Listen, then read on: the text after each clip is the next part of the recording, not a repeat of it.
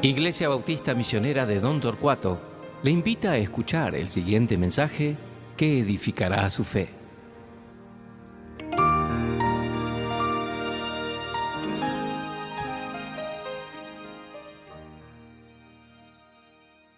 Buenos días, hermanos. Otra vez tenemos el privilegio de reunirnos por Zoom y abrir la palabra de Dios, que siempre es un privilegio. Me alegro que ustedes están hoy. Esperamos que esto sea una bendición para sus vidas, como sinceramente ha sido estudiarlo. Vamos a seguir en nuestro estudio de 1 Corintios capítulo 5. Es un pasaje muy interesante porque comenzamos la semana pasada. No es un pasaje difícil de entender, pero aparentemente es un pasaje difícil de implementar, porque hay muy pocas iglesias que lo implementan. La iglesia de Corintio no lo implementó a un costo muy alto, y el costo sigue siendo muy alto hoy. Entonces vamos a seguir con nuestro estudio hoy, 1 Corintios capítulo 5. La semana pasada comenzamos a hablar de la iglesia que tolera el pecado. La iglesia que tolera el pecado.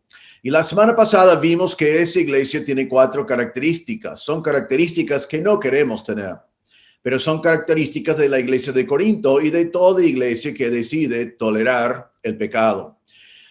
En primer lugar, una iglesia que tolera el pecado es una iglesia sin testimonio. Vimos que todos sabían del pecado, que fue conocido por todos, que ya la iglesia fue considerada una iglesia pecaminosa, que la gente de afuera no identificaba a la persona, sino que era una iglesia tal. Y así es cuando una iglesia tolera el pecado. Entonces es una iglesia sin testimonio. En segundo lugar, vimos que es una iglesia arrogante. Ellos fueron envanecidos, fueron permisivos, fueron indiferentes. No nos dice exactamente por qué ellos pensaron que fue aceptable tolerar el pecado, pero era su orgullo que los permitía hacerlo. Vimos en tercer lugar que la iglesia que tolera el pecado es una iglesia sin convicciones. Sabían lo que tenían que hacer, la Biblia ha sido claro, Pablo ya les había escrito antes, pero ellos no hicieron lo que tenían que hacer. Para Pablo fue fácil, él decía enseguida lo que fue necesario hacer, pero la iglesia no tenía convicciones, sino dejaron las cosas pasar tal cual como fueron. Y en último lugar, la semana pasada vimos que la iglesia que tolera el pecado es una iglesia ignorante. Pablo decía la semana pasada, en versículo 6, ¿no sabéis que un poco de levadura leuda de toda la masa? Y vemos que una iglesia que tolera el pecado es ignorante, o por lo menos se hace ignorante, de que un poco de pecado va a penetrar a toda la iglesia. Es como la levadura en la masa, tenés mucha masa, poca levadura, pero al final la levadura afecta a toda la masa. Entonces, vimos la semana pasada cómo es una iglesia que tolera el pecado. Sabemos que en Corinto estaba basado en su dependencia de la sabiduría humana. Estaban pensando como el mundo. Estaban pensando con la sabiduría común de aquel entonces y no de acuerdo con la palabra de Dios. Sabemos que está basado en su orgullo, su soberbia, que ellos no se sometían a Dios, pensaron que sabían algo mejor. Y está basado en su desobediencia a la palabra de Dios. Es muy importante recordar otra vez hoy que tolerar el pecado no es amor. Muchas personas piensan que no disciplinar es una manifestación de amor, pero Dios no piensa eso. No es la sabiduría de Dios no disciplinar. Eso también es lo que algunos quieren pensar. Pero la Biblia es muy claro aquí. Entonces así son las características de una iglesia que tolera el pecado. Ahora, hoy vamos a seguir en el mismo texto. Hoy veremos que Pablo instruyó a ellos y instruye a nosotros sobre las acciones necesarias para no ser una iglesia que tolera el pecado. Las acciones necesarias para no ser una iglesia que tolera el pecado. Son acciones para restaurar su testimonio, para purgar la levadura de la masa, para quitar el pecador de adentro de la congregación y para hacer una nueva masa que Dios quiere que seamos. Vamos a leer todo el pasaje otra vez y vamos a ver hoy 4 acciones necesarias para una iglesia que no tolera el pecado. 1 Corintios 5:1. De cierto se oye que hay entre vosotros fornicación, y tal fornicación cual ni aun se nombre entre los gentiles, tanto que alguno tiene la mujer de su padre. Y vosotros estáis envanecidos. ¿No debierais más bien haberos lamentado para que fuese quitado de en medio de vosotros el que cometió tal acción? Ciertamente yo, como ausente en cuerpo, pero presente en espíritu, ya como presente he juzgado al que tal cosa ha hecho. En el nombre de nuestro Señor Jesucristo, reunidos vosotros y mi espíritu con el poder de nuestro Señor Jesucristo, el tal se ha entregado a Satanás para destrucción de la carne, a fin de que el espíritu sea salvo en el día del Señor Jesucristo. No es buena vuestra jactancia. ¿No sabéis que un poco de levadura leo de toda la masa? Limpiaos pues de la vieja levadura, para que seáis nueva masa, sin levadura como sois. Porque nuestra Pascua, que es Cristo, ya fue sacrificado por nosotros. Así que celebremos la fiesta, no con la vieja levadura, ni con la levadura de malicia y de maldad, sino con panes sin levadura, de sinceridad y de verdad. Os he escrito por carta que no os juntéis con los fornicarios, no absolutamente con los fornicarios de este mundo, o con los avaros, o con los ladrones, o con los idólatras, pues en tal caso os sería necesario salir del mundo. Más bien os escribí que no os juntéis con ninguno que, llamándose hermano, fuere fornicario, o avaro, o idólatra, o maldiciente, o borracho, o ladrón. Con el tal ni aun comáis. Porque, ¿qué razón tendría yo para juzgar a los que están fuera? ¿No juzgáis vosotros a los que están dentro? Porque a los que están fuera Dios juzgará. Quitad, pues, a ese perverso de entre vosotros. Muy bien. 4 acciones necesarias de una iglesia que no tolera el pecado. El primero vemos en versículos 7 y 8. La primera acción es un mandato y es limpiaos. Limpiaos. Ahora vamos a ver ese mandato primero, pero vamos a entender versículos 7 y 8 para entender qué significa el mandato limpiaos. Mire que dice, limpiaos pues de la vieja levadura para que seáis nueva masa sin levadura como sois, porque nuestra Pascua, que es Cristo, ya fue sacrificado por nosotros. Necesitamos hablar un poco otra vez en esta semana sobre la levadura. Vimos la semana pasada cómo utilizaron un pedazo de la masa de una semana, lo prepararon para la otra semana y eso penetraba todo. Pero hoy vamos a hablar también de la levadura porque en la palabra de Dios y a los lectores de esta carta entendieron mejor que nosotros lo que Pablo estaba diciendo acá. Primero está hablando de levadura y debemos pensar en la levadura en el Antiguo Testamento. Recuerden que cuando Israel salió de Egipto en la primera Pascua, cuando el ángel pasó por el campamento y mató al primogénito a todas las familias de los egipcios, que los israelitas habían puesto la sangre en los postes de su puerta y ninguno de sus primogénitos murieron y después ellos se fueron de Egipto y llevaron pan sin levadura porque no tenían tiempo para que el pan sea leudado. Entonces, eso fue marcado en la palabra de Dios como algo que ellos tenían que recordar, que cómo Dios obró en Egipto para que ellos podían salir. Entonces, habla de esa fiesta. Tenemos la Pascua, nosotros conocemos esa palabra, pero con la Pascua, los judíos celebran y fueron instruidos a celebrar la fiesta de los panes sin levadura. Las instrucciones para eso se encuentran en Éxodo 12, 15 y 12, 19 y 20. Y vamos a leerlo y quiero que presten atención a qué pasaba con la levadura. Dice así, 7 días comeréis panes sin levadura. Eso es en la fiesta de los panes sin levadura. Son 7 días pegado con la Pascua. 7 días comeréis panes sin levadura. Y así el primer día haréis que no haya levadura en vuestras casas. Porque cualquiera que comiere leudado desde el primer día hasta el séptimo será cortado de Israel. Por 7 días no se hallará levadura en vuestras casas, porque cualquiera que comiere leudado, así extranjero como natural del país, será cortado de la congregación de Israel. Ninguna cosa leudada comeréis. En todas vuestras habitaciones comeréis panes sin levadura. Entonces las instrucciones son muy claras. Por esos 7 días no tiene que ser encontrado levadura en la casa. No en la casa, no en la habitación, no encuentra, no se halla. Así fueron las instrucciones. Ni una gota, ni un pedacito, ni un gramo, nada. 0 levadura en sus casas.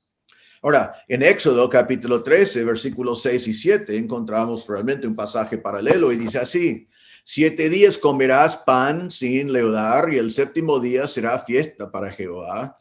Por los 7 días se comerán los panes sin levadura y no se verá contigo nada leudado ni levadura en todo tu territorio. Primero en la casa, ahora en todo el territorio. Nada, ni un gramo de levadura, nada. Otra vez en Deuteronomio 16, 3 y 4, dice: no comerás con ella pan con levadura. 7 días comerás con ella pan sin levadura, pan de aflicción, porque aprisa saliste de tierra de Egipto, para que todos los días de tu vida te acuerdes del día en que saliste de la tierra de Egipto. Y no se verá levadura contigo en todo tu territorio por 7 días, 7 días. Y de la carne que matares en la tarde del primer día no quedará hasta la mañana. Entonces aquí tenemos un poquito más de explicación de esto. Salieron de aprisa de Egipto. Esto era para recordar. Era como nuestra cena del Señor, que lo hacemos para recordar de lo que hizo Jesús. Esto era para Israel, para que se acordara de lo que Dios hizo por ellos. Y no tienen que encontrar ni un gramo de levadura en ningún lugar. Ahora, hoy en día, los judíos ortodoxos que celebran la fiesta de los panes sin levadura, tienen una tradición para recordar de eso. Realmente los padres ponen un poquito de pan, un poco de levadura y lo esconden en distintos lugares en la casa. Y la noche antes de la fiesta, los niños tienen que pasar por toda la casa buscando todo el pan y toda la levadura. Es como que un cazar, van cazando, buscando eso. Después lo juntan todo, lo llevan afuera y lo queman. Eso es la manera en la cual Israel enseña hoy a los niños sobre este concepto. ¿Y qué tienen que remover de la casa? Toda levadura y todo pan leudado de la casa, 100%, cada gramo. No tiene que quedar absolutamente nada. Tienen que purificar la casa de todo. Ahora, Pablo está hablando de eso aquí como ilustración. Entonces, tenemos que entender, y el principio claro es esto: ¿cuánta levadura en preparación para la Pascua? ¿Cuánta levadura en la fiesta de los panes sin levadura? 0. 0. Absolutamente nada. Ahora, vamos a mirar ahora en la posición de los corintios. En versículo 7 dice: limpiaos pues de la vieja levadura, para que seáis nueva masa, sin levadura como sois. Ahora es interesante que él está diciendo a ellos de limpiarse de la levadura para que sean una nueva masa, porque ya son sin levadura. Entonces, tenemos que entender aquí que él está diciendo cuando dice en versículo 7, sin levadura como sois. Eso es su posición delante del Señor. Al ser creyentes, es su posición. Están sin levadura. Están sin pecado delante de Dios. Están justificados. Pero por otro lado, les está diciendo que se limpian de la vieja levadura para hacer una nueva masa. Está diciendo en la práctica, practiquen lo que son. Ahora miramos por un momento en lo que fueron. Fueron, versículo 7, sin levadura, como sois, sin levadura fueron. ¿Y por qué fueron sin levadura? Mire lo que dice: porque nuestra Pascua, que es Cristo, ya fue sacrificada por nosotros. Su Pascua es Cristo, nuestra Pascua es Cristo. Pascua acá significa la celebración de Pascua, pero más específicamente el Cordero Pascual. El Cordero que murió para salvar al primogénito de los israelitas en Egipto. Ahora, Cristo es nuestro Cordero Pascual porque Él murió en nuestro lugar. Y dice que nuestra Pascua, nuestro Cordero Pascual, que es Cristo, ya fue sacrificado por nosotros. ¿Y por qué fue sacrificado por nosotros? Para quitar nuestros pecados. Isaías 53:6, todos nosotros nos descarriamos como ovejas, cada cual se apartó por su camino, mas Jehová cargó sobre él el pecado de todos nosotros. Nuestro Cordero Pascual llevó nuestros pecados. 100% de nuestros pecados fueron cargados sobre él. Juan el Bautista miró en Jesús y dijo así en Juan 1:29. He aquí el Cordero de Dios que quita el pecado del mundo. Jesús, nuestro Cordero Pascual, fue el Cordero de Dios que quitó el pecado del mundo. Él quitó nuestro pecado. Él sacó nuestro pecado. Entonces ya estamos sin pecado sobre nosotros porque Él lo llevó. En Hebreos 9:26 dice, de otra manera, le hubiera sido necesario padecer muchas veces desde el principio del mundo. Pero ahora en la consumación de los siglos se presentó una vez para siempre por el sacrificio de sí mismo para quitar de en medio el pecado. Cristo se presentó una vez para siempre por el sacrificio de sí mismo. ¿Para qué? Para quitar de en medio el pecado. Entonces, cuando Pablo está escribiendo acá y dice, Cristo es nuestro Cordero Pascual, Cristo ya nos hizo su sacrificio y Cristo ya obró y está diciendo entonces a ellos, son sin levadura. Su pecado ya está perdonado, su pecado ya está cargado sobre Jesús, su pecado ya está quitado, su pecado ya está cubierto por la sangre de Cristo. Entonces están sin levadura en su posición delante de Dios, porque ¿quién removió la levadura? ¿Quién removió el pecado? Nuestro Señor, el Señor Jesucristo, nuestro Salvador. Entonces somos nueva masa, somos sin levadura. Ahora, entendiendo todo esto, Pablo está diciendo entonces, tomando en cuenta lo que hizo Israel y los mandatos para Israel de sacar toda la levadura, 100%, sabiendo que Cristo, nuestro Cordero Pascual, ya murió y sacó todos nuestros pecados, en nuestra posición delante de Dios, estamos justificados delante de Él, sin pecado. 2 Corintios 5:21, al que no conoció pecado, Jesús por nosotros lo hizo pecado, para que nosotros fuésemos hechos justicia de Dios en Él. Tenemos la justicia de Cristo. Entonces, Pablo dice, tomando en cuenta todo eso, ahora, ¿qué tienen que hacer? Limpiaos, pues, de la vieja levadura. Ya que entienden lo que era la levadura del Antiguo Testamento y que tenía que remover todo, ya entendiendo que Cristo removió todos tus pecados, ahora en la práctica, en la iglesia, también remuevan todo el pecado. La palabra limpiaos es un mandato, no es opcional. Y es segunda persona plural, está hablando a la iglesia. Iglesia, limpiaos de toda la levadura, limpiaos del pecado que hay dentro de la iglesia. Ahora, también es muy importante observar que la palabra limpiaos acá significa lo siguiente. No es la palabra común para limpiar, sino significa esto. Remover algo que es inmundo. Remover algo que es inmundo. Quitar, sacar, purgar, eliminar. La palabra es muy parecido a quitar, que vimos antes en el pasaje. Es removerlo porque es inmundo. Entonces, en la práctica, tenían que combinar su posición, que era sin pecado, y ahora Pablo está diciendo que sea tu práctica también sin pecado.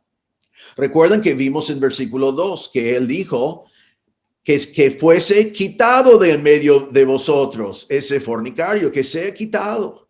Recuerden en versículo 5 que él dijo que el pecador sea entregado a Satanás para la destrucción de la carne. Y ahora en versículo 6 está diciendo que sea removido por ser inmundo. Entonces, ¿cuánto pecado tenemos que remover de la iglesia? Como si fuera levadura 100%. Así fue lo que fue enseñado en Israel. Así fue lo que hizo Cristo en su obra en la cruz. Y así vimos la semana pasada que un poquito de levadura, leo de toda la masa, y un poquito de pecado en la iglesia arruina su testimonio, penetra hasta el resto. Los demás también aprenden que está bien pecar y que no hay consecuencias, por lo menos se engañan así. Entonces, Pablo dice acá, limpialos, removelo. Quiero citar aquí al predicador John MacArthur. Él hablaba justamente de este pasaje en su comentario sobre 1 Corintios y dijo esto: creyentes fieles no deben asociarse con hermanos que persisten en pecar. Si los obstinados en pecar no escuchan a uno o a dos o tres o a la iglesia entera, deben ser removidos de la comunión de la iglesia. No deben ser permitidos a participar en ninguna actividad de la iglesia, reuniones de adoración, escuela dominical, estudios bíblicos o en eventos sociales.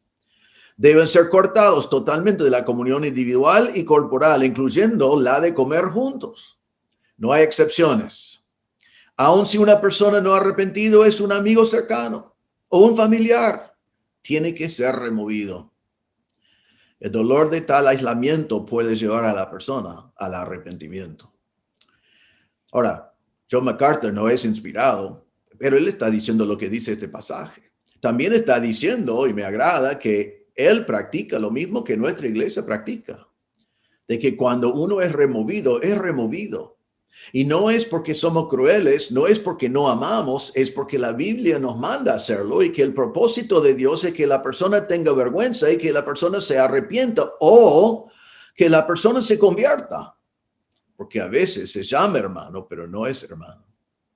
Entonces, Pablo dice que tienen que limpiarse, tienen que limpiar la iglesia por remover al pecador. Igual como la levadura fue removido en Israel, igual como Cristo pagó la cuenta por todos nuestros pecados y están todos pagos y somos justos delante de Él.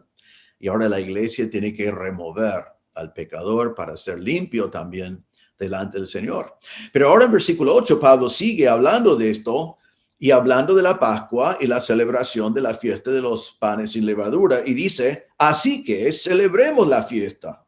No con la vieja levadura, ni con la levadura de malicia y de maldad, sino con panes sin levadura, de sinceridad y verdad. Él dice, ahora sí estás preparado. Has sido ya limpio por la obra de Cristo en la cruz. Ahora has limpiado la iglesia, has quitado la maldad, has quitado al pecador que dejó un mal testimonio en la iglesia. Y ahora que no hay pecado presente en la iglesia, están preparados para celebrar la Pascua. No lo celebramos, dice, con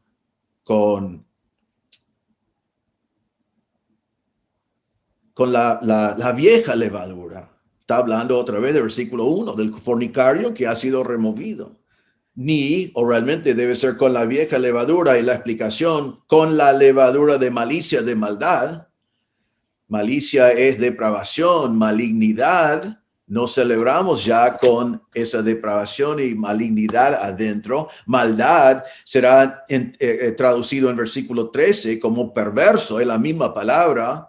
Entonces está diciendo, ahora podemos celebrar la Pascua, la resurrección de nuestro Señor, nuestro Cordero Pascual que murió y llevó nuestro pecado. Ahora estamos preparados como iglesia a celebrarlo porque estamos sin la levadura de depravación, de perversidad, de pecado, de malicia y de maldad.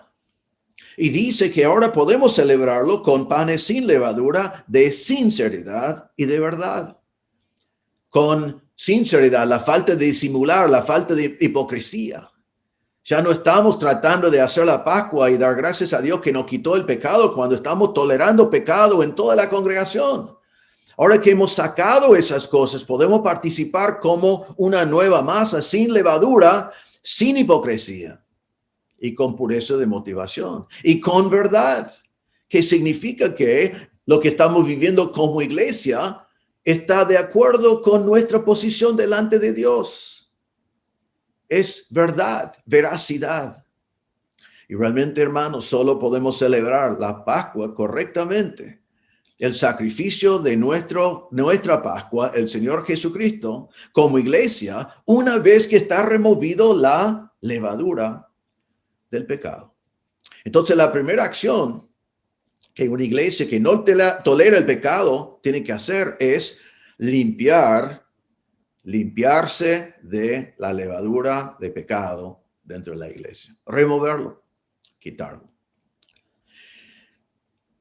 La segunda acción que tiene que tomar una iglesia que no tolera el pecado se encuentra en versículo 9.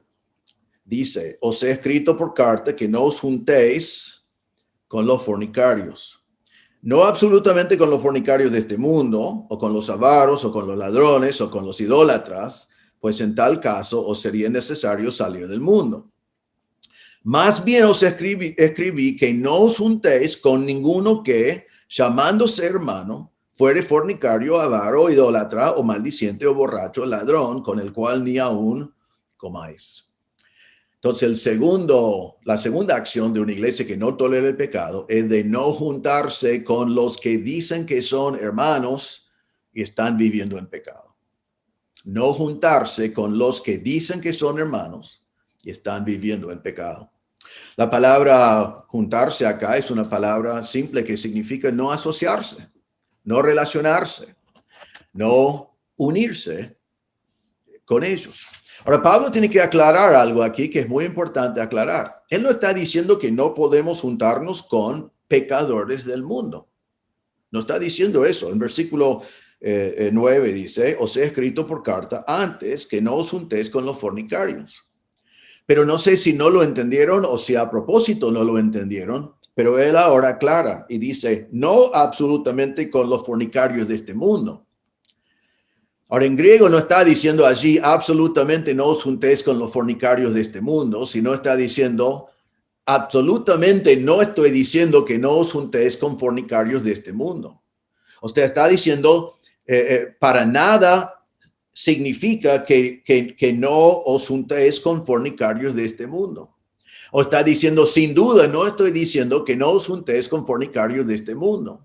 O está diciendo totalmente o inevitablemente, date cuenta que no estoy diciendo que no os juntéis con fornicarios de este mundo. Porque él va a decir que claro que van a reunirse con fornicarios de este mundo. Y va a decirnos en versículo 13, versículo 13, la primera parte, porque a los que están fuera Dios juzgará. Entonces está diciendo, ustedes no tienen que juzgar los del mundo, Dios se va a encargar de ellos. Y ustedes pueden juntarse con ellos, pueden estar con ellos. Dice también, mire al final de versículo 10, que dice, pues en tal caso os sería necesario salir del mundo. Está diciendo, si ustedes como creyentes no van a juntarse nunca, no van a asociarse con fornicarios de este mundo, con avaros, con ladrones, con idólatras, entonces van a tener que salir del mundo. Y Pablo está diciendo, no estoy diciendo eso.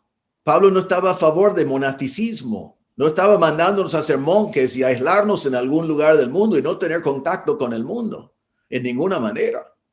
Realmente es importante aquí que aclaramos en la forma más fuerte posible, como Pablo está diciendo, que no es así. Al contrario, Dios quiere que nosotros estemos en el mundo, pero no del mundo. Pensamos en el ejemplo de Jesús. En Lucas 15, dice, y se acercaban a Jesús todos los publicanos y pecadores para oírlo. Y los fariseos y los escribas murmurando, diciendo, a los pecadores recibe, y con ellos come. Y el Señor decía, sí, yo he venido para buscar y a salvar a lo que fue perdido. Él se asociaba con los pecadores, porque él amaba a los pecadores y les llevaba el mensaje del evangelio. En la enseñanza de Jesús, él enseñó, y esto en su oración en Juan 17, versículo 15, dijo, no ruego que los quites del mundo, sino que los guardes del mal. Como tú me enviaste al mundo, así yo los he enviado al mundo. Los discípulos fueron enviados al mundo. No fueron del mundo, pero estaban en el mundo, predicando el evangelio. El Señor Jesús enseñó en Mateo capítulo 5, versículo 13. Vosotros sois la sal de la tierra. No podemos ser la sal de la tierra si no estamos en el mundo. Dice, vosotros sois la luz del mundo, una ciudad asentada sobre un monte que no se puede esconder. No podemos ser la luz del mundo si no estamos en el mundo. Y decía, así alumbre vuestra luz delante de los hombres para que vean vuestras buenas obras y glorifiquen a vuestro Padre que está en los cielos. No van a poder ver nuestras buenas obras si no estamos en el mundo. El Señor no quiere que nos retiramos del mundo. Él quiere que nos asociamos con los pecadores de este mundo para predicarles el evangelio. En Hechos 1:8, en uno de los lugares donde está dado la gran comisión, dice, pero recibiréis poder cuando haya venido sobre vosotros el Espíritu Santo y me seréis testigos en Jerusalén, en toda Judea, en Samaria y hasta lo último de la tierra.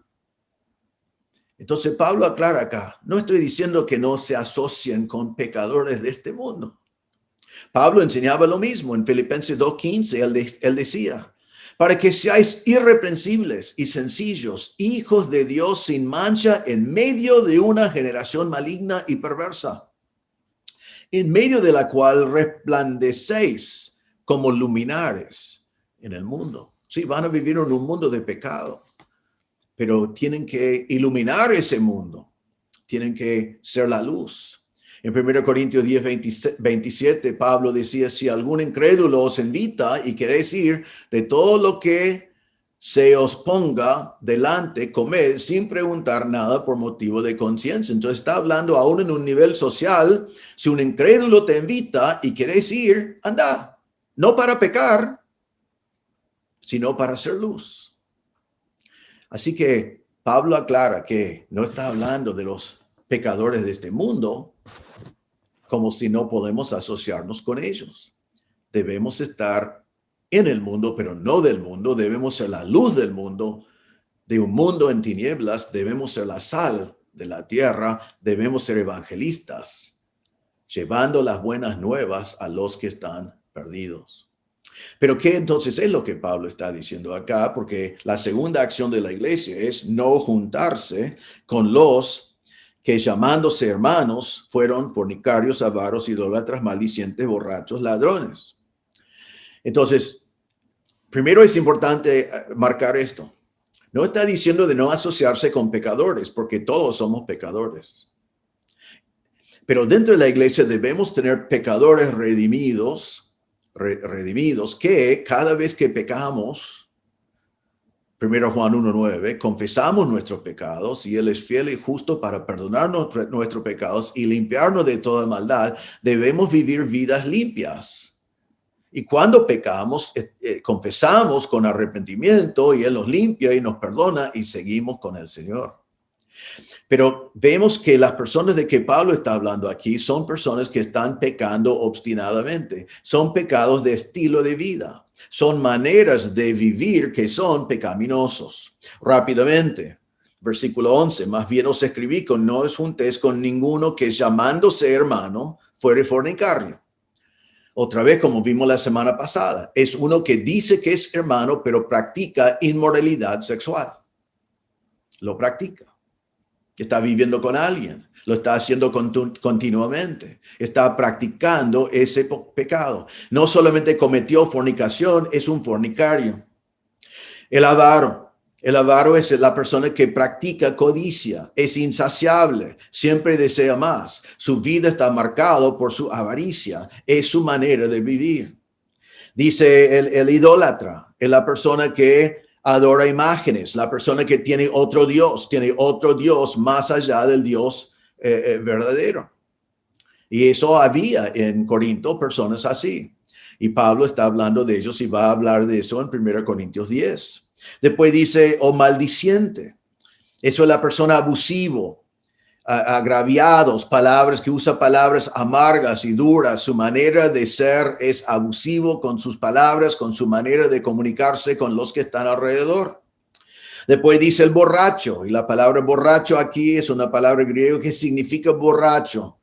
Y vamos a ver que ellos se estaban emborrachando aún en la cena del Señor. En 1 Corintios 11:21 dice, porque al comer en la cena del Señor, cada uno se adelanta a tomar su propia cena y uno tiene hambre y otro se embriaga. Y estas personas eran borrachos que vivieron borrachos como estilo de vida. Y después dice en versículo 11, o ladrón. Y no solamente está hablando de ladrón que entra en su casa y lleva cosas, sino la palabra significa un estafador. Alguien que comete fraude, alguien que es rapaz, voraz, alguien que vive para eso. En 1 Corintios 6:8 habla de ellos cuando dice, pero vosotros cometéis el agravio y defraudáis, y esto a los hermanos.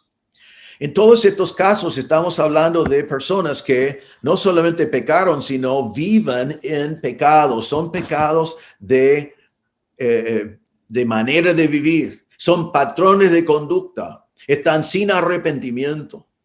Ahora, pero Pablo también identifica así, dice, hacen todas estas cosas y viven así, pero se llaman hermanos. Dice, llamándose hermanos. Ahora, debemos recordar que cuando disciplinamos a una persona así y no nos juntamos con él y lo removemos de la iglesia, es posible que no solamente estamos disciplinando a un hermano que necesita avergonzarse, arrepentirse y ser restaurado. Es muy posible en estos casos que estamos hablando de un profesante que no es salvo. Y la razón por la cual lo removemos de la iglesia y no nos juntamos con él es para quitarle esa falsa seguridad que él tiene llamándose hermano y viviendo en pecado. Entonces, él se identifica como hermano, hizo una profesión de fe, es miembro de la iglesia, menciona el nombre de Cristo, es conocido como un hermano. Pero Pablo pone en duda si es un hermano o no, si está viviendo en pecado, diciendo, llamándose hermano. ¿Y qué nos dice? No juntarse con él, no asociarse con él. Y ahora en versículo 11 al final dice, con el tal ni aún comáis, ni aún comáis. Entonces, ¿qué nos está diciendo? Con los inconversos podemos asociarnos, podemos comer con ellos, podemos predicar el evangelio a ellos. Y debemos hacerlo todo el tiempo. Debemos buscar oportunidades de hacerlo. Pero a los profesantes que viven en pecado, Pablo dice, no os juntéis con ellos, no asóciense con ellos, no tengan comunión con ellos. Para que ellos sepan que su profesión está en duda, que ellos comiencen a cuestionar su profesión de fe, que comiencen a ver que su manera de vivir no es digno de un hijo de Dios, que los lleva al arrepentimiento, en algunos casos que los lleva a conversión. Entonces, la primera acción de una iglesia que no tolera el pecado es limpiar la iglesia de los que están viviendo en pecado. En segundo lugar, no juntarse con los que dicen que son hermanos y viven en pecado. ¿Y cómo hace la iglesia eso? Lo hace cuando vos y vos y vos y vos y vos y yo obedecemos este pasaje. Así que es difícil a veces. Son personas que amamos, pero no te engañes a pensar, yo le amo tanto que voy a tratarlo normalmente. Cuando Dios está diciendo que realmente si lo amas, y si no estás envanecido, y si estás sometido a mi palabra, entonces tenés que no asociarse con ellos y no comer con ellos. Para que yo pueda llamarle la atención, o como vimos antes, están entregados a Satanás para la destrucción de la carne. Así que la primera acción, limpiarse. Segunda acción, no juntarse. Número 3. Juzgar a los que están adentro. Versículo 12 dice, Pablo dice, porque ¿qué razón tendría yo para juzgar a los que están afuera? De verdad, no hay problema en sí con los de afuera, necesitan del evangelio. Dios lo va a juzgar. Pero la segunda parte del versículo 12, no juzgáis vosotros a los que están dentro. Ahora, yo sé que acá nosotros enseguida decimos, bueno, pero no debemos juzgar. No es para nosotros juzgar, no debemos hacer eso. Pero vamos a mirar en eso. Pero pensamos primero en qué dice de los de afuera. Dios es el que va a juzgar a ellos. Nosotros vemos el pecado todo alrededor y a veces es difícil vivir en este mundo de pecado, de perversión, de depravación. En estos días, en nuestro país, aprobaron una ley de aborto. Es una barbaridad. Es tan anti Dios. Es un ataque contra el hombre hecho a la imagen de Dios. Matar a bebés que no han nacido. Ya son seres humanos, ya están hechos a la imagen de Dios, son creaciones de Dios, y el hombre, por su propia conveniencia, porque no quiere ser molestado con los bebés, decide matarlos y es aprobado por el Estado. Es una abominación, es una barbaridad. Y es un paso que es muy lamentable que ha tomado Argentina. Es difícil vivir en un mundo así, pero no es para nosotros juzgar a ellos. Claro que en el nivel político era correcto tratar de ir en contra de esa ley, pero estoy hablando de la gente en sí. No esperamos otra cosa menos que actúen como pecadores, porque son pecadores. Pero no es para nosotros juzgar a ellos, Dios lo va a juzgar, dice versículo 13.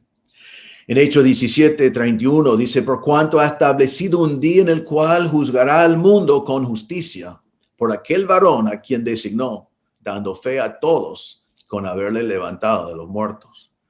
Hay un día establecido, Dios va a juzgar al mundo con justicia por medio del Señor Jesucristo. Conocemos todos nosotros lo que la Biblia llama el juicio del gran trono blanco. En Apocalipsis capítulo 20, versículo 11 en adelante, Dios va a cumplir con la promesa de juzgar a los que están afuera. Allí en Apocalipsis dice, vi un gran trono blanco y al que estaba sentado en él, de delante del cual huyeron la tierra y el cielo, y ningún lugar se encontró para ellos. Y vi a los muertos, grandes y pequeños, de pie ante Dios, y los libros fueron abiertos, y otro libro fue abierto, el cual es el libro de la vida. Y fueron juzgados los muertos por las cosas que estaban escritos en los libros según sus obras. Y el mar entregó los muertos que había en él, y la muerte y la Hades entregaron los muertos que había en ellos, y fueron juzgados cada uno según sus obras. Y la muerte y la Hades fueron lanzados al lago de fuego. Esto es la muerte segunda. Y el que no se halló escrito en el libro de la vida fue lanzado al lago de fuego. Es importante entender allí que el mundo será juzgado algún día. Y si estás mirando hoy y no conoces a Cristo como Salvador, ese pasaje dice que va a venir un momento cuando Dios va a juzgar a todo ser humano. Y dice que van a abrir libros que son las obras que ha hecho cada hombre. Y si mire bien otra vez en este pasaje en Apocalipsis, el último libro de la Biblia, capítulo 20, versículo 11 en adelante, dice que cada ser humano que es juzgado por sus obras es lanzado al lago de fuego, el infierno eterno. Todos. Porque no hay bueno ni aun uno, dice la palabra de Dios. Todos somos pecadores. Y el concepto humano de que buenas obras borran pecados no es un concepto de Dios. No hay forma de borrar nuestros pecados. La única solución para nuestros pecados es la muerte del Hijo de Dios, el Señor Jesucristo, en nuestro lugar, como ya hemos visto. Entonces, si no conoces a Cristo como Salvador, libros de obras no te va a ayudar. Pero mencionaba otro libro allí, que es el libro de la vida. Y es el libro donde están escritos los nombres de los que Dios ha salvado, los que han conocido a Cristo como su Salvador. Entonces algún día Dios va a juzgar a los que están afuera. En ese momento no te conviene estar afuera, te conviene estar adentro. Y podés estar adentro por confesar tus pecados delante de Dios y aceptar por fe la obra de Cristo en la cruz. Él murió por tus pecados y Él resucitó. Entonces dice acá, Pablo dice, ustedes acérquense a los de afuera. Necesitan del evangelio. Dios va a juzgar a ellos. Pero ahora dice, versículo 12, no juzgáis vosotros a los que están dentro. No juzgáis a los que están dentro. Y la verdad es que sí, nosotros como iglesia juzgamos a los que están adentro. Esa responsabilidad fue delegado a nosotros. Esa autoridad fue delegado a nosotros como iglesia. Tenemos que juzgar a los que están adentro. Ahora, aquí uno siempre dice, pero la Biblia dice que no podemos juzgar, no debemos juzgar. Solo déjame decir en cuanto a eso. Si decís eso sinceramente, vamos a mirarlo en un momento.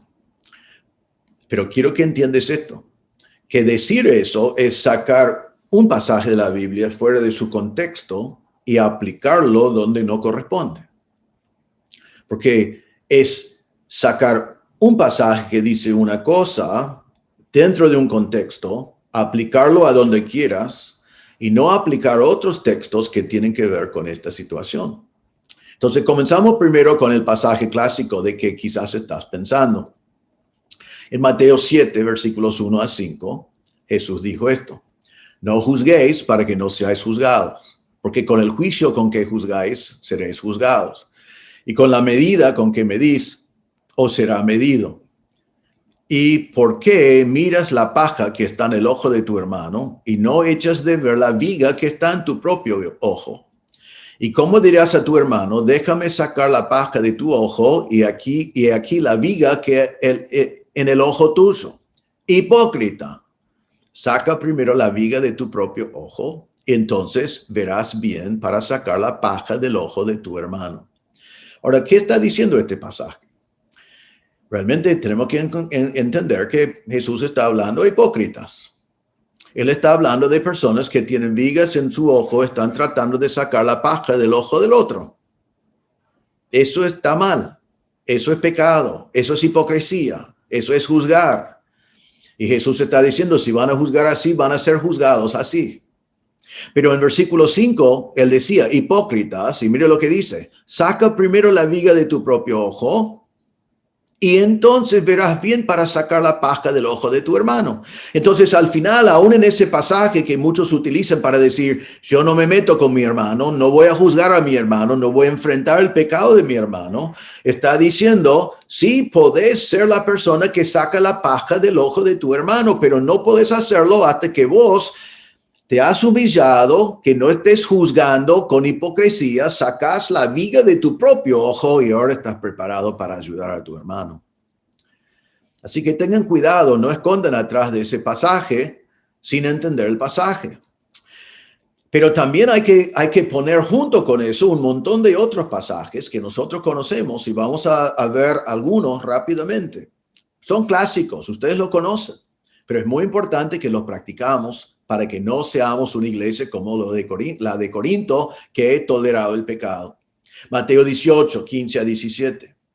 El Señor Jesús dijo, por tanto, si tu hermano peca contra ti, ve y repréndele, estando tú y él solos. Si te oyere, has ganado a tu hermano. Entonces, tu hermano peca contra ti, tenés la responsabilidad de ir a tu hermano y reprenderlo. No tenés que ir y hablar a otros. No tenés que murmurar contra él, no tenés que chismear contra él, no tenés que calumniarle, tenés que ir solo. Y podemos decir de Gálatas 6, que vamos a ver un momento, con humildad y reprenderlo estando tú y él solos. Y si te oye, ha ganado tu hermano. Si él responde, se arrepienta, se termina allí, se has ganado a tu hermano. Pero dice, mas si no te oyere, toma aún contigo a uno o dos, para que en boca de 2 o 3 testigos conste toda palabra. Entonces, si hay otros que han visto el mismo pecado que tú conoces de tu hermano, ahora vayan 2 o 3 para hablarle en grupo, con la misma actitud de humildad, en la misma manera, pero enfrentando su pecado. Y si les oye, has ganado a tu hermano. Pero dice, si no los oyere a ellos, dilo a la iglesia. Entonces, la última palabra tiene la iglesia. El último lugar de donde llevarlo es la iglesia, no hay otro. Entonces, lo llevas a la iglesia. Si la persona escucha a la iglesia, se arrepienta, amén, se termina allí.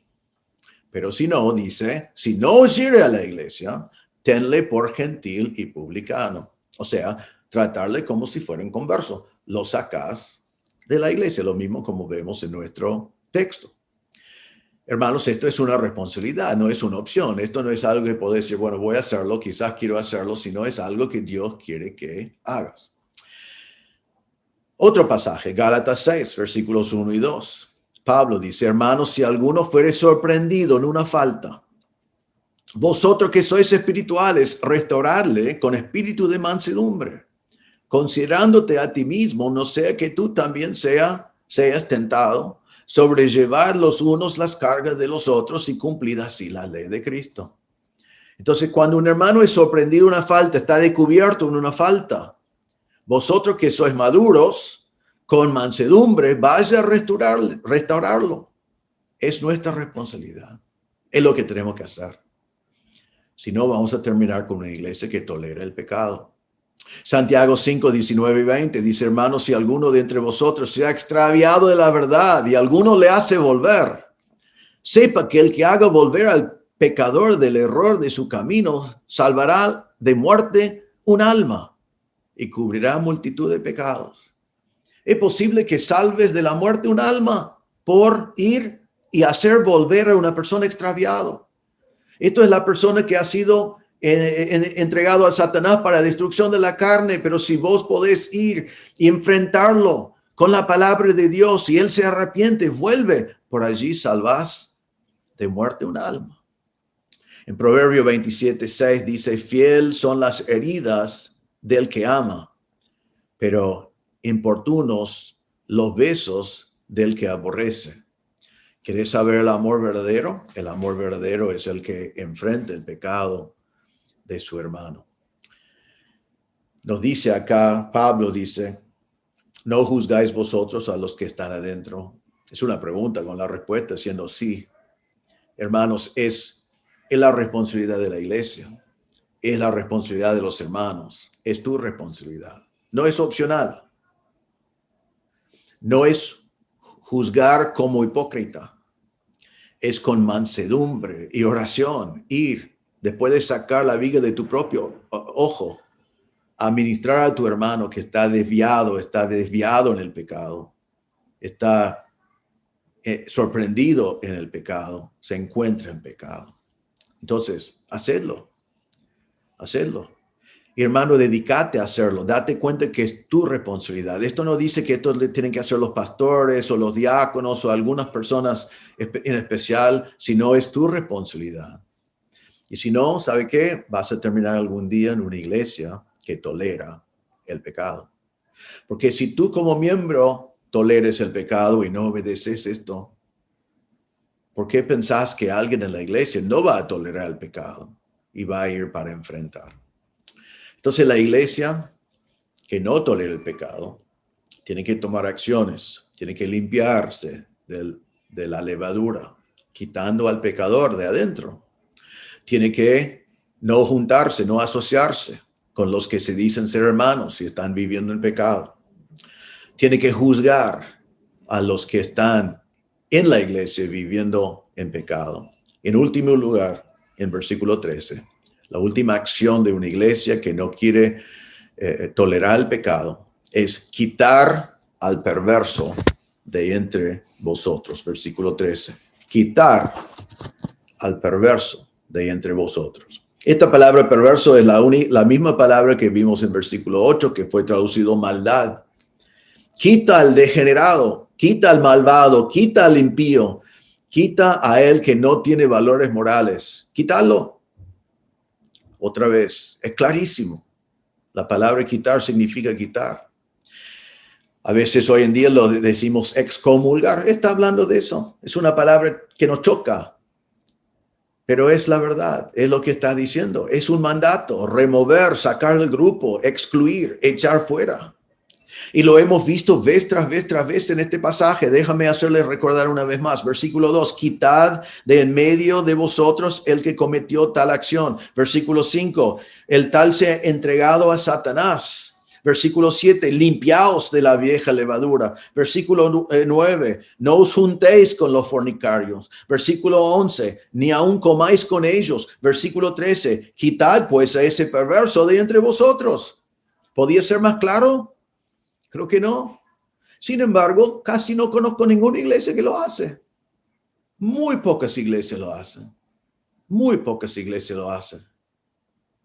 Y tengo que decir la verdad que algunos de ustedes que no apoyan cuando nosotros lo hacemos como iglesia.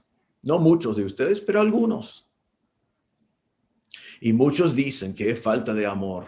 Pero quiero invitarte a hacer esto. Si crees que es una falta de amor disciplinar al que vive en pecado y removerlo de la iglesia, hablarlo con Dios, porque aquí en este pasaje Dios nos dice 7 veces qué es lo que tenemos que hacer.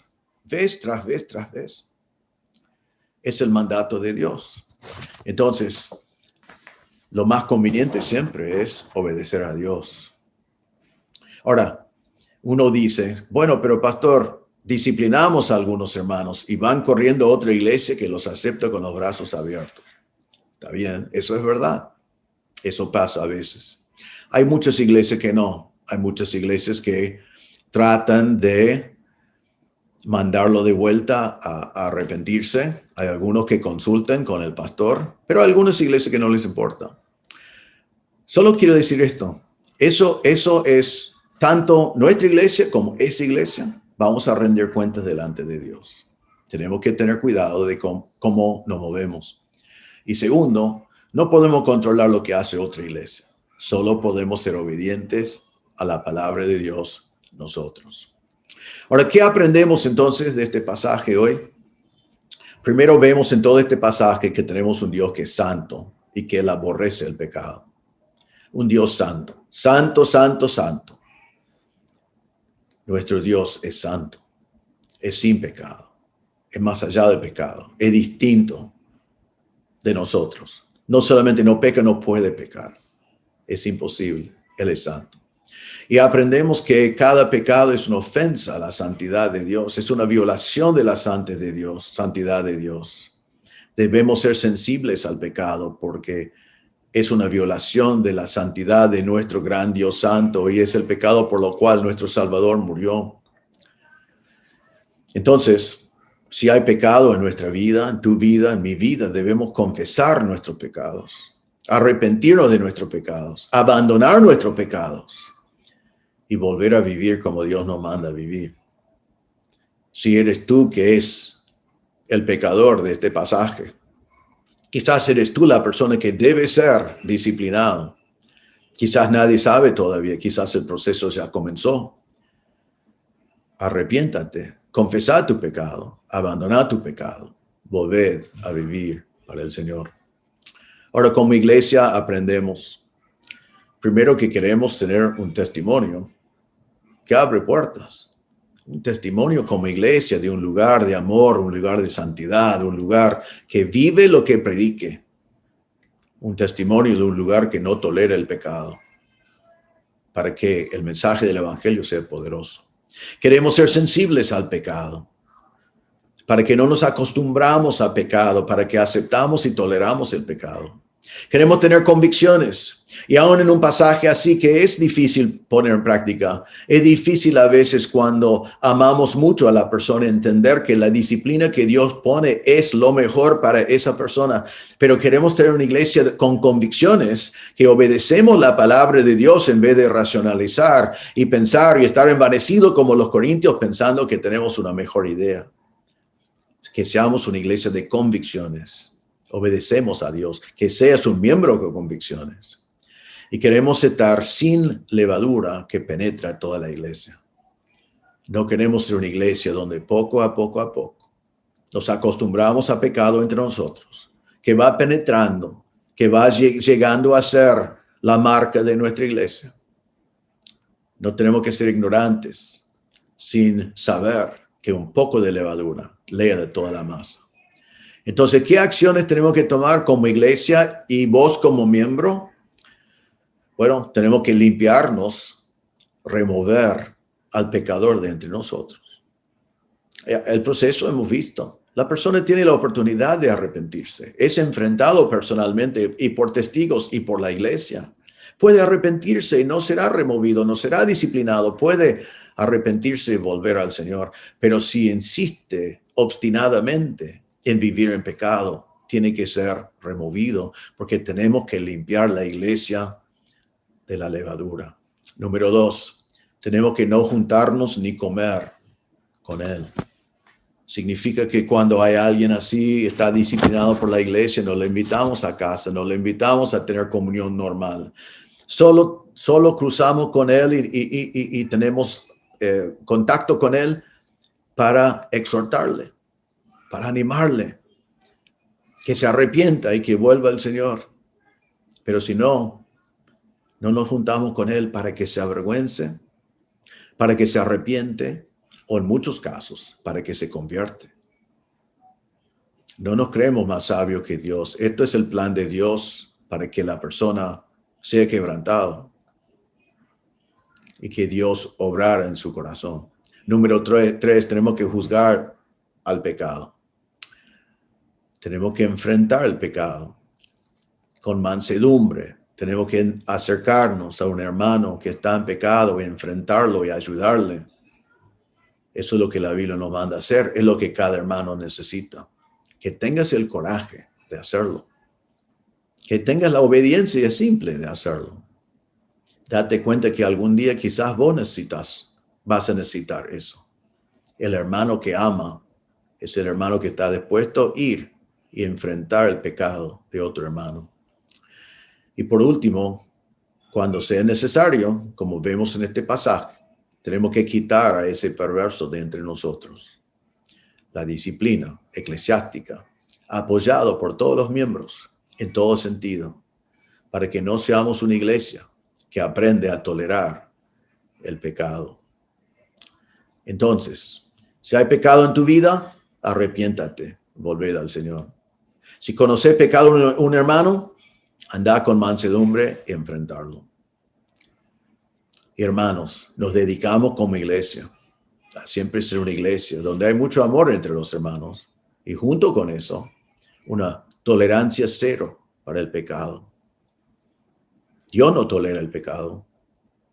Un poco de levadura le da toda la masa. Es peligrosísimo que seamos una iglesia que no tolera el pecado. Eso depende de vos, depende de mí, depende de todos nosotros en conjunto.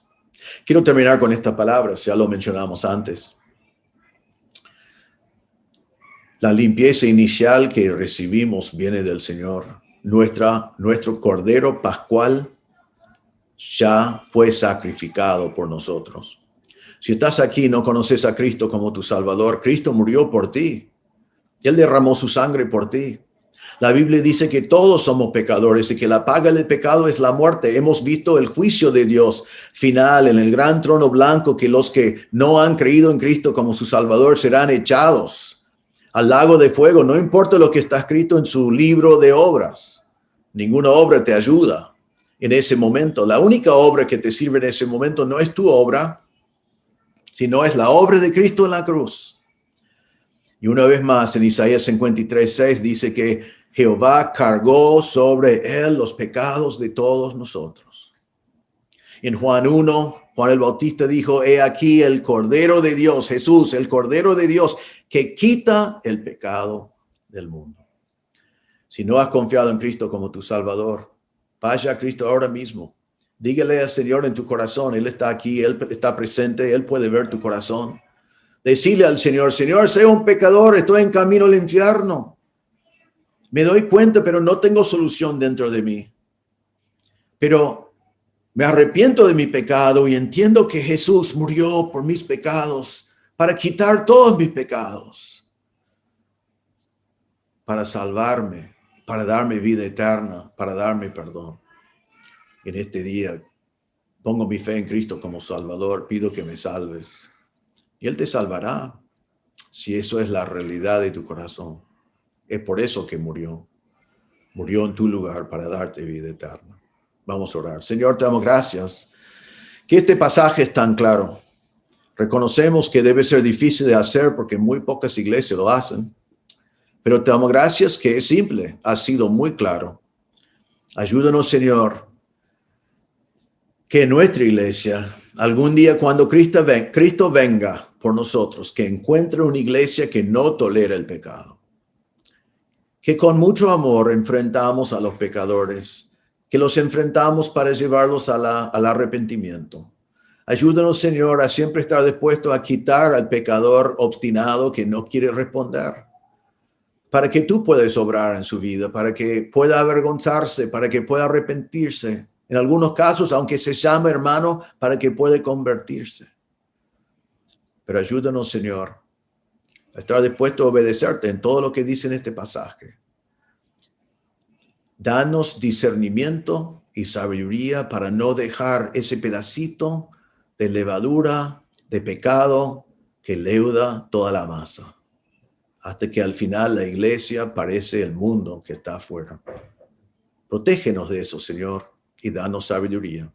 Pido, Señor, si hay alguien mirando o escuchando que no conoce a Cristo como Salvador, que en este mismo momento tu Espíritu Santo le convencería de su pecado y su necesidad de un Salvador, y que iría a ti arrepentido por su pecado y con fe creyendo en la obra de Cristo en la cruz, confiando en la muerte de Cristo por sus pecados y la resurrección que le da vida.